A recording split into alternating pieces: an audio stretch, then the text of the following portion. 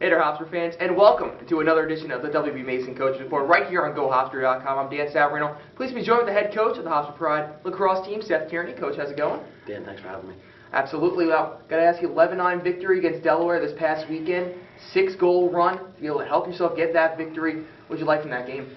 Yeah, I mean, I thought we were steady throughout the game. I thought that probably the worst part of it was the beginning of it. And then I do think that the biggest part was the end of the second quarter where we got it to 6-6, and then it became a 0-0 game in the second half.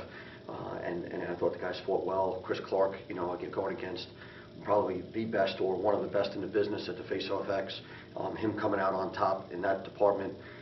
Just a couple of guys really picking it up and playing a smart game. That's what we needed. So 1-0 in CAA play. What's so difficult about the CAA? It's such a dogfight year in, year out. Yeah, I mean, if you look at the CAA teams, they're all in the top 20 or just others receiving votes, and it's just a dogfight. It's there's just a mentality of the CAA that it's a bear of a game. Regardless of records, regardless of who you played last, it's just a game that must be prepared for, and it's going to be a close game either way.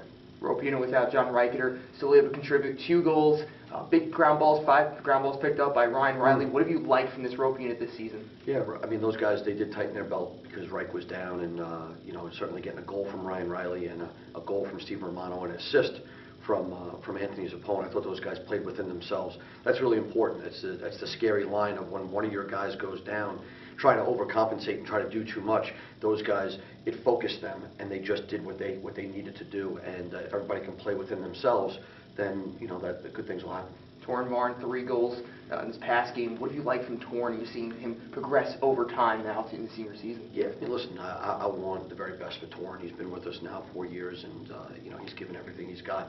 I know he watched the film, and we saw a couple opportunities where he could have had a couple more, and that's what he needs to do. If he does get open, he needs to put the ball away. Not that he's going to score every time. I would like that, but it's not realistic. But for him to get 3, for Lance to have 2 and 1, those guys stepping up, and Sam only played a half, and he had 1 and 2. So those guys did a good job. You mentioned about Chris Clark before. Chris, 13 of 23 from the Face-Off X.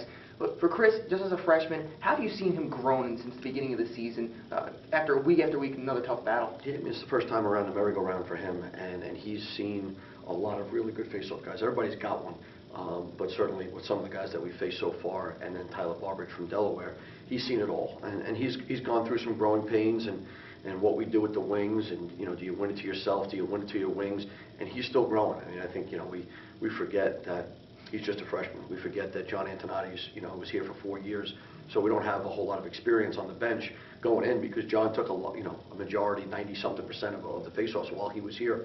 So really proud of the way Chris Clark handled adversity, handled the challenge, and again, going back to the Reicheter comment, when you do face someone that brings a little bit of clout to it, it does focus you up on the little things, and that was what's important in Chris Clark's preparation.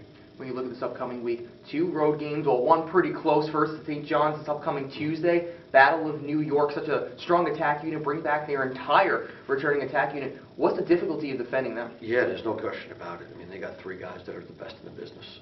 They've got a ton of points. They're the heartbeat of their team. They've played a lot of lacrosse for St. John's. They've won a lot of big games, and it's going to be a bear to cover them. And then you couple it with our defense is pretty young, so the matchup is going to be different. In the games past, we've always prepared for good attacks, really good attacks, but maybe a dominant midfielder. Tom Schreiber, Jesse King was a dominant attackman, but played up top a little bit, and then this guy, Cormandy from Delaware. So we've always played against those guys. Now we're going to shift our attention to behind the goal. And listen, the other issue that you have to face is St. John's has got very capable midfielders as well. So we got to be on our toes, and we've got a short time to prepare, as they do for us.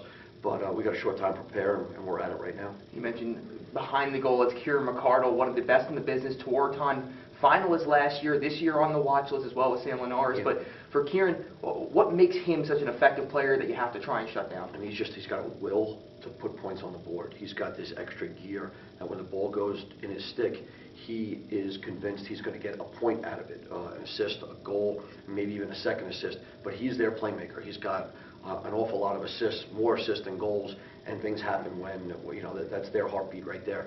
You know, he's flanked by a lot of really good players.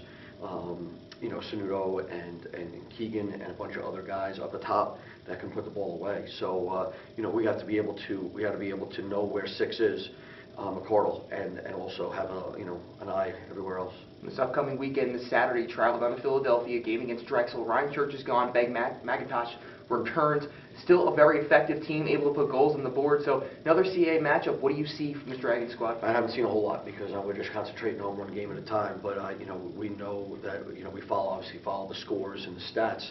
But right now our focus is on St. John's, and we'll take a look at it. I don't believe that they have a midweek game, so that might be a little bit of a positive for them. They got all week to prepare for us, and we're going to have a couple less days. But so be it. That's the way the schedule played out. And you know, again, we'll talk about Drexel at St. John's. Coach, 2 games this week. Finally, how do you get a victory? Just want to get one victory right now with St. John's, and you know, they got us last year, and we couldn't get over the top. So now we're going back to their place, and we got a couple of young guys going to be running around. Hopefully, some of our older guys remember what took place there last year. Torrin Vaughn mentioned it in a media thing, a post-game media with against Delaware. You know, what do you remember most? And his answer was losing. You know, so we need to make sure that we're on it. We're going to watch some film today. We're going to practice. We're in spring break, so we're going to dedicate today on Delaware, on St. John's, and certainly tomorrow morning before we leave. The head coach of the Hofstra Pride men's lacrosse team, Seth Tierney. That'll do it for this week's edition of the WB Mason Coaches Report.